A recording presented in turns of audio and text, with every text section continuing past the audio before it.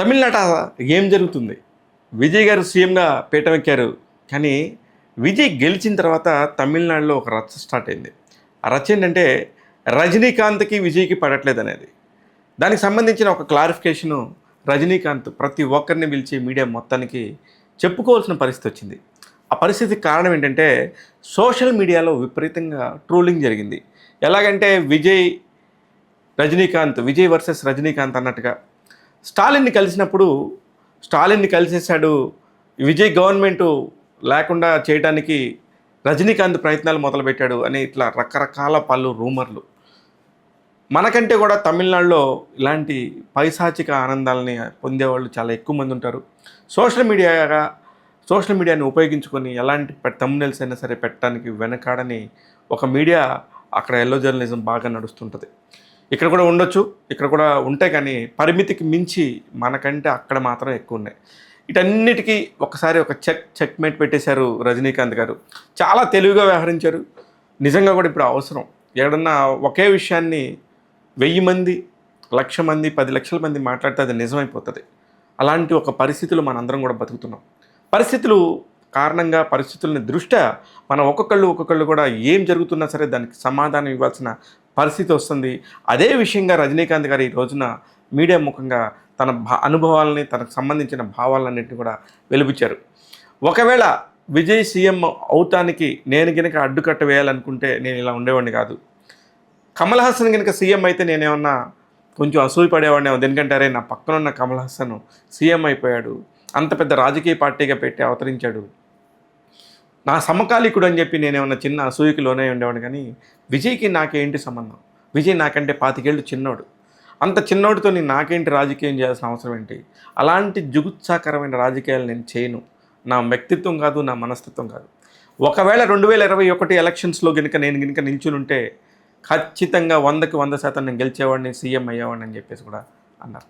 ఖచ్చితంగా గెలిచేవాడిని అంటే దాని మీద సీఎం అవుతానే కదా అలా అన్నారు. కానీ అసలుకి స్టాలిన్ ఎందుకు కలిశారు, విజయ్కి ఎందుకు అభినందనలు చెప్పలేదనే దాని మీద ఒక క్వశ్చన్ మార్క్.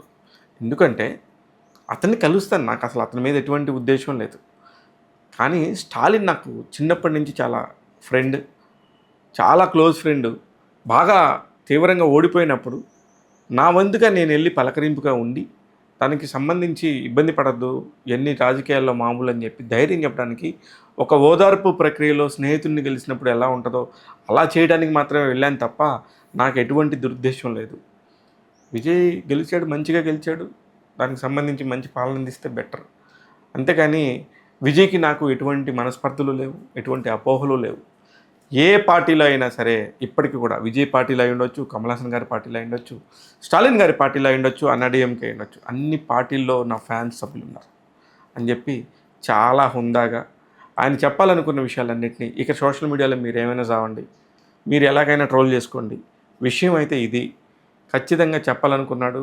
వచ్చి ఎటువంటి ఇబ్బందికరమైన పరిస్థితి లేదు.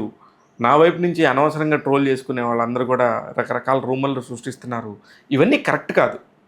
ఇది నేను మొదటి నుంచి చెప్పుకుంటూ వస్తున్నా. కానీ ఇవాళ పర్టికులర్గా సమావేశం పెట్టి ఈ విషయం చెప్పడానికి కారణం మాత్రం ఇది.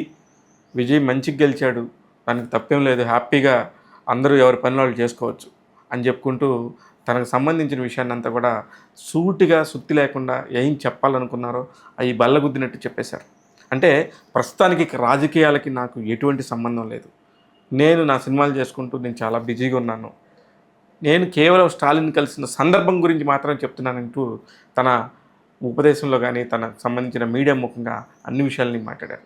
అందుకే మొత్తం ఈ రోజంతా కూడా సండే రజనీకాంత్ పక్కన, స్టాలిన్ గారు ఇంకో పక్కన, విజయ్ గారి బొమ్మ ఇంకో పక్కన వేసేసి అన్ని టీవీ ఛానల్స్లో హోరెత్తిస్తుంది, ముఖ్యంగా తమిళనాడులో.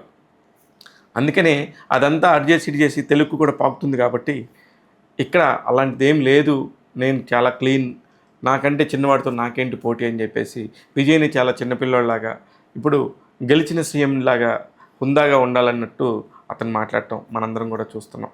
ఇది విషయం. ఇలాంటి అనేక విషయాలను ఎప్పటికప్పుడు మీ ముందుకు తీసుకొస్తుంటాను టాక్ తెలుగు యూట్యూబ్ ఛానల్ ద్వారా. నేను మీ శివ మల్లాల.